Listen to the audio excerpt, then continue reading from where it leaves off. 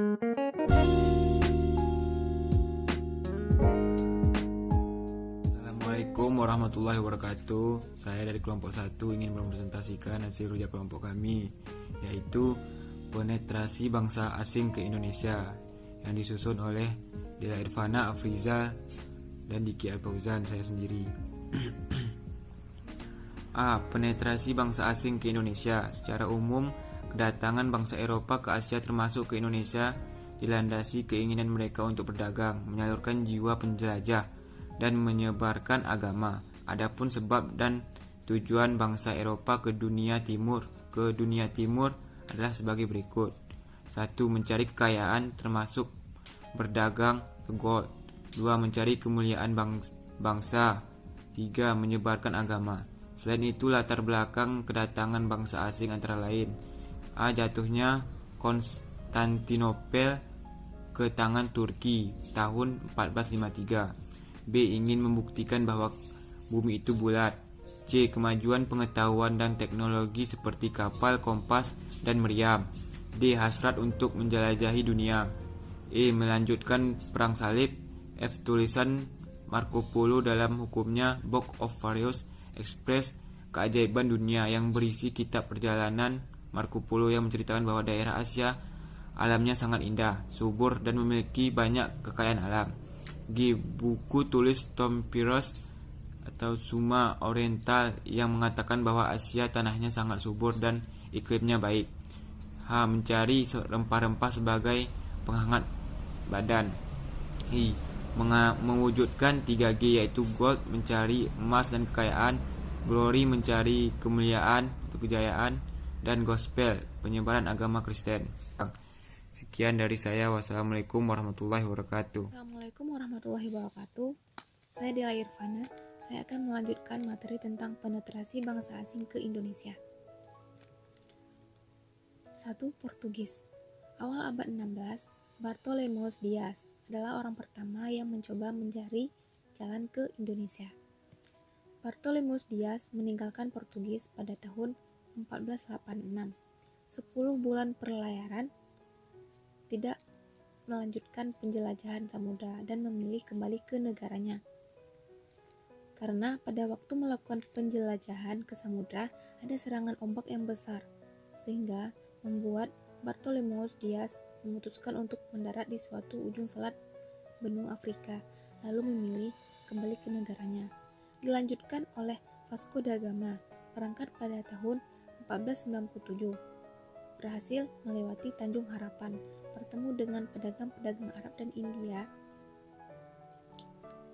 Tak puas sampai di situ, penjelajahan ini juga menelusuri suatu daerah timur lainnya, yakni Malaka dan Maluku. Di Malaka, tepatnya di Asia Tenggara, terdapat salah satu daerah dengan pusat perdagangan yang sangat ramai dikunjungi, sedangkan daerah sumber rempah dihasilkan oleh Malaka. Di Maluku, mereka diterima dengan baik dan disambut oleh Raja Ternate, diperkenalkan perdagangan dan membangun benteng di Ternate. Yang kedua, ada Spanyol. Christopher Columbus berlayar ke arah barat selama 2 bulan dan sampai di pulau yang dinamakan San Salvador. Columbus gagal mencapai India karena salah arah. Dilanjutkan oleh Ferdinand Magellan. Tahun 1519, berangkat melalui Samudra Atlantik. Tiba di Filipina pada tahun 1521. Magellan terbunuh karena mencoba mengatasi perang antar suku di Cebu. Maluku pada saat itu dikuasai oleh Portugis, sedangkan Filipina dikuasai oleh Spanyol. Yang ketiga, Inggris. Francis Drake dan Thomas Cavendish. Dengan mengikuti jalur Magellan tahun 1579, Drake membawa rempah-rempah dari Ternate ke Inggris lewat Samudra Hindia. Perjalanan berikutnya dilakukan pada tahun 1586. Dilakukan oleh Thomas Cavendish melewati jalur yang sama. Yang keempat,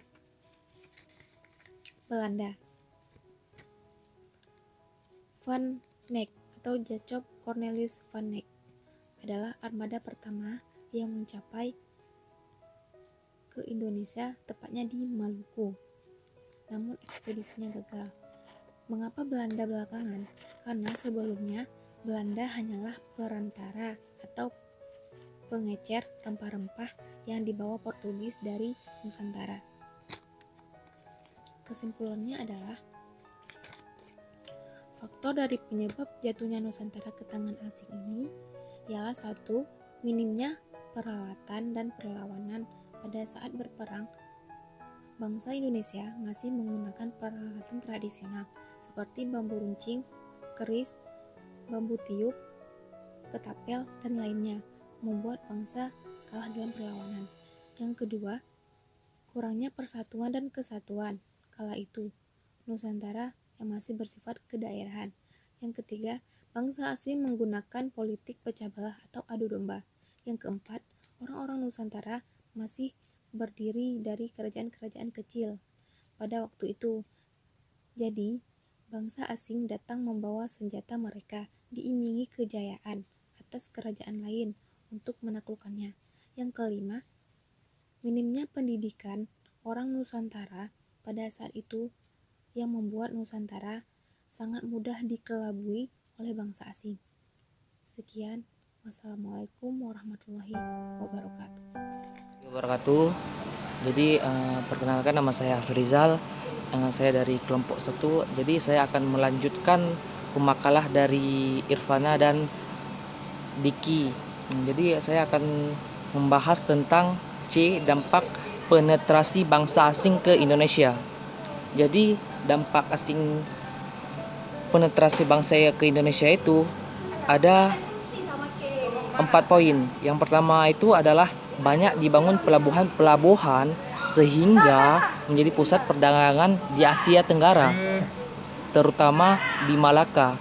Dan yang kedua, setelah kedatangan bangsa asing ke Indonesia, banyak terdiri pasar-pasar industri yang dapat mengurangi angka pengaruhnya di Indonesia. Dan yang ketiga, dibangunnya sarana jalan raya sehingga antar kota satu sama lain lebih cepat dan terasa dekat.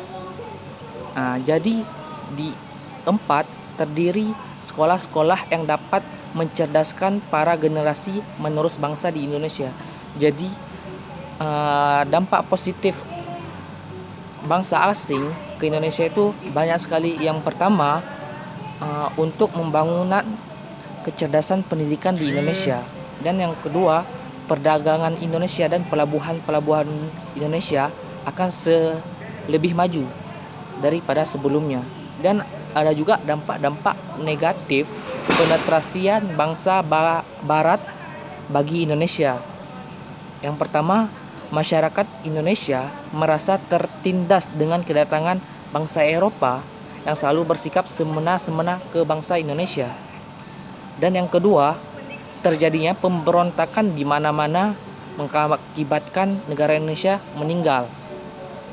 Dan yang ketiga, bangsa asing mengadu domba seluruh masyarakat Indonesia. Dan yang keempat, terjadinya perebutan kekuasaan bangsa asing terhadap Indonesia. Banyak korban pada warga Indonesia. Dan yang kelima, warga Indonesia merasa tidak bebas dengan adanya bangsa Eropa di Indonesia. Jadi, saya akan menjelaskan sedikit bahwa selama negatif datang bangsa asing ke Indonesia, yaitu banyak penjajahan di Indonesia seperti Romusa dan pekerja paksa.